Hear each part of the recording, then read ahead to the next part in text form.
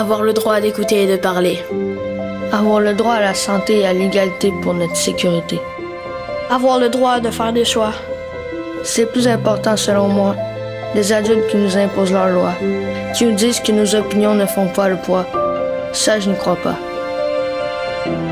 Ces enfants ont le droit d'être respectés, d'être protégés. Ce n'est pas à négliger, c'est une nécessité. Ne pas avoir droit à la médication, ce n'est pas une partie de plaisir. Tout semble récréation, alors qu'il y a un risque pour eux de mourir. Dans tout ce brouhaha, le tracas nous transperce le corps. La colère, notre colère, si elle éclate comme l'éclair.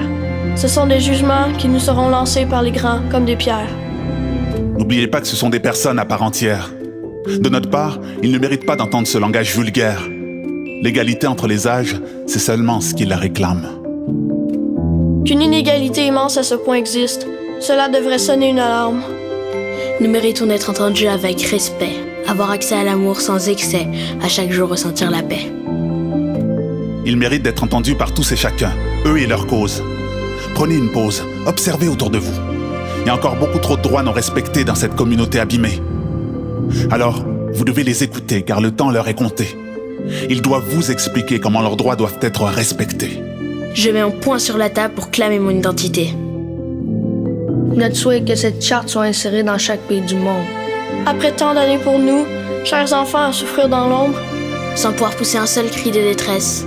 Sortons des rênes de l'humanité. Défaisons les tresses de la cruauté pour un monde en santé.